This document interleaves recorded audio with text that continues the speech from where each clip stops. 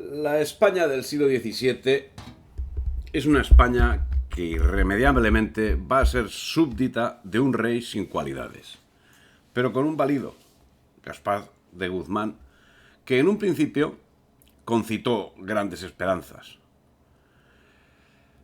Un hombre con una gran cultura, admirador de los clásicos, a quienes pretendía emular en sus actuaciones privadas y públicas. Un hombre al que se le debe reconocer grandes méritos, pero un hombre que al final resultó en su conjunto el principio de la decadencia de España. El conde duque de Olivares pudo ser el hombre que llevase a la salvación del imperio y acabó siendo uno de los principales autores de su decadencia.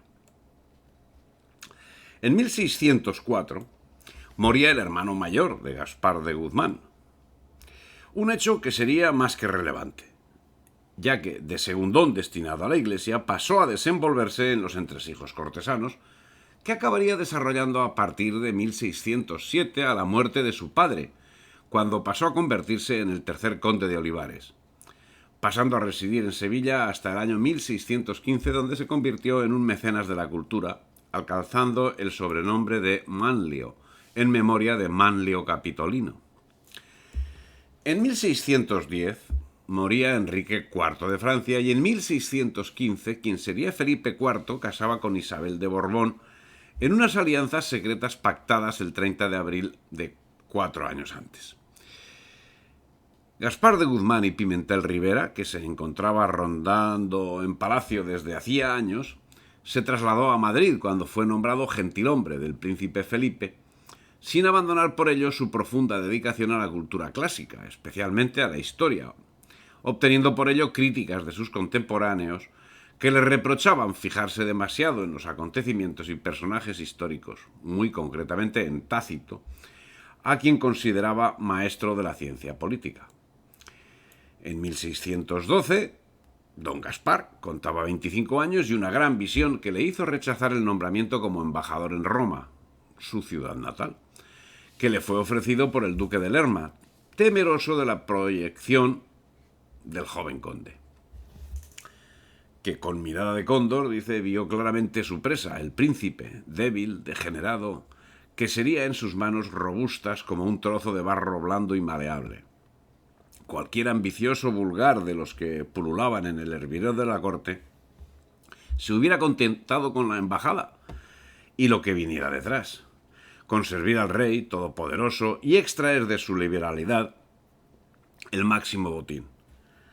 Pero la genialidad de don Gaspar no fue el talento ni las virtudes públicas, sino la ambición.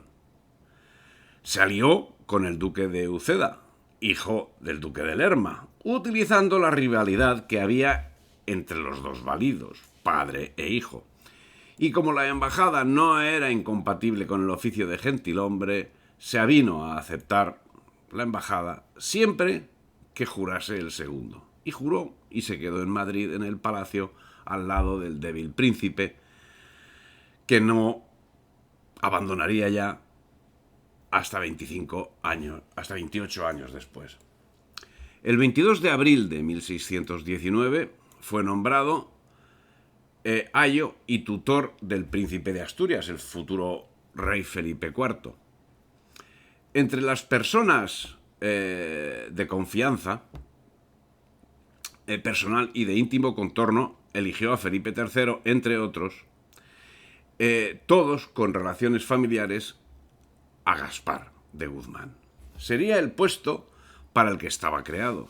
Ahí comenzaría, entre el futuro Felipe IV y Gaspar de Guzmán, una relación que en principio fue muy tensa, con desaires del príncipe que sobrepasaban en insulto personal.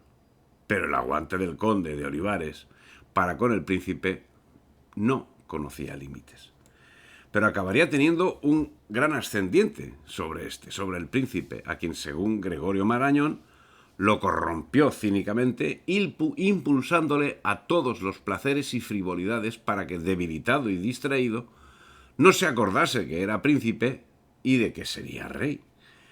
El conde le variaba las diversiones, tales como paseos nocturnos, amoríos fáciles y todo aquello que la hablante y perezosa vida madrileña podía ofrecer a los españoles y a lo que se entregaban o nos entregamos con tanta facilidad.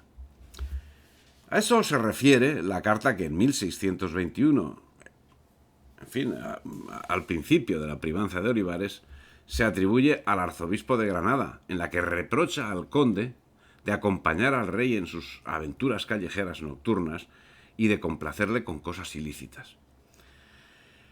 El 31 de marzo de 1621, Felipe III pasó a mejor vida, y Felipe IV, que contaba 16 años, ordenó que todos los asuntos que llevaba el duque de Uceda pasasen a ser tratados por Baltasar de Zúñiga. Evidentemente, Felipe IV no era precisamente Carlos I, y respecto al duque de Lerma, que seguía en su retiro, el mismo rey, recién vestido en luto por su padre y entre los primeros sollozos de su dolor, le notificó que nada tenía que hacer en palacio, y de forma tan agria y tan a la vista de los cortesanos que se alegraron de forma maliciosa, y seguramente debió sentir entonces el mayor dolor de sus horas.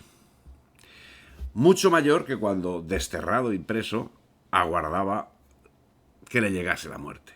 Baltasar de Zúñiga, el primer valido de Felipe IV, anunció su intención de restaurar todas las cosas en el estado que estaban durante el reinado de Felipe II y abolir la gran cantidad de abusos introducidos por el reciente gobierno, y apoyado por su sobrino Gaspar de Guzmán y Pimentel, tercer conde de Olivares, reprimió los excesos que habían tomado forma en el reinado de Felipe III. Rodrigo Calderón fue ajusticiado en septiembre de 1621. Pedro Téllez Girón, tercer duque de Osuna, falleció en prisión en 1624. Cristóbal de Sandoval y Rojas, primer duque de Uceda, y Fray Luis de Aliaga fueron desterrados en abril de 1621.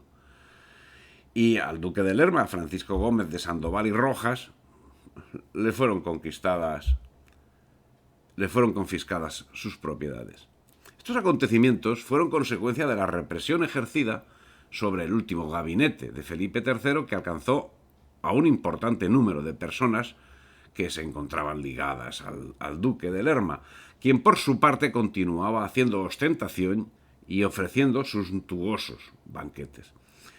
Pero como el escándalo suntuario era tanto más llamativo cuanto que la crisis económica tenía al pueblo español sumido en la auténtica miseria, para controlar los abusos suntuarios se llegaron a adoptar medidas absolutamente ridículas. Por ejemplo, se prohibió dorar y platear braseros, bufetes y vajillas, bordar colgaduras, camas, doseles y otros aderezos domésticos. Se moderaron las guarniciones de los vestidos de las mujeres, y sobre todo se dio la famosa pragmática de las lechuguillas de los cuellos de los hombres, prescribiéndose la medida y tamaño que debían tener, la calidad de la tela que debía usarse, que había de ser Holanda o Cambrai y no otra alguna, y toda la corte reformó sus cuellos. El chocolate del loro, por supuesto. Sorpresivamente, Baltasar de Zúñiga falleció el 7 de octubre de 1622 y fue sustituido por su sobrino Gaspar de Guzmán, en el que al principio de su mandato encontramos un reflejo perfecto de su tío Baltasar de Zúñiga. Un valido con ideas geniales, con actos incluso de generosidad, pero que al final acabó pareciéndose demasiado a su principal rival, el cardenal Richelieu, con quien mantuvo una partida en la que la apuesta no era otra que España. Los errores y los aciertos de ambos mandatarios hicieron que la victoria de uno de ellos no estuviese siempre clara.